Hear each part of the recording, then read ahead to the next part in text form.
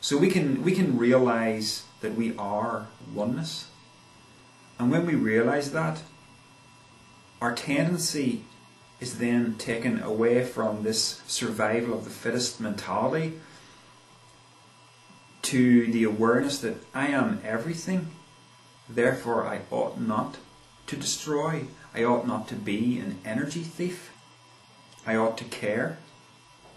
And this rubs off on me to a great deal in my relationships with people, and it ought to affect my relationship to the animal kingdom as well.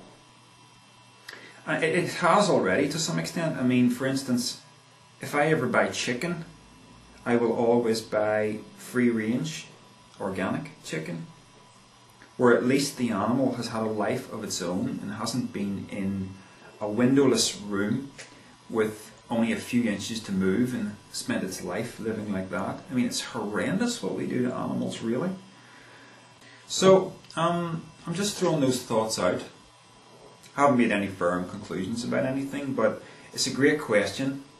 This whole question about vegetarianism even gets right to the heart of how we define our own morality, because I think it was YouTube user Gadzometer who had a really terrific analogy, and it was, I can't remember the exact animals that he used, but it was something like this. To the worm, the bird is evil, right? You know, the bird comes down to eat the worm.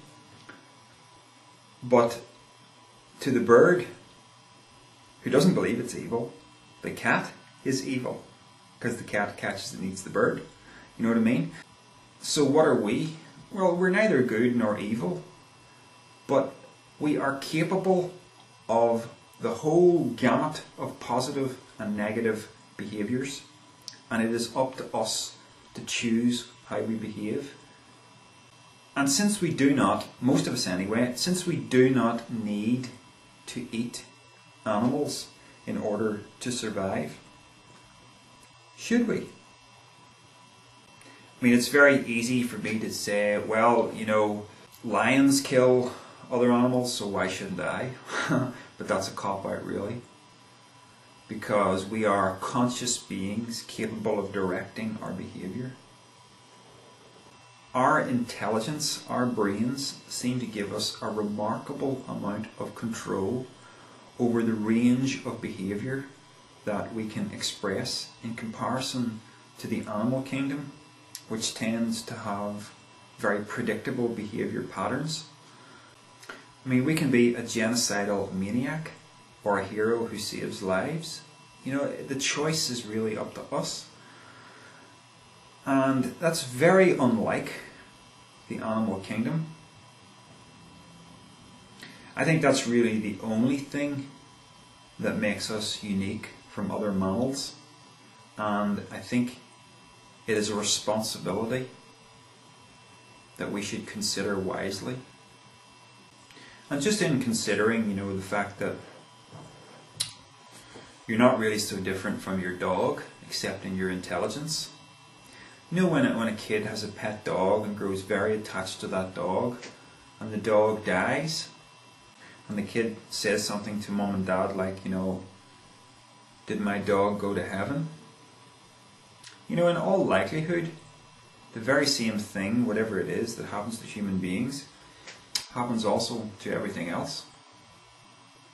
And that's kind of a heartwarming thought to people who have strong relationships with their pets.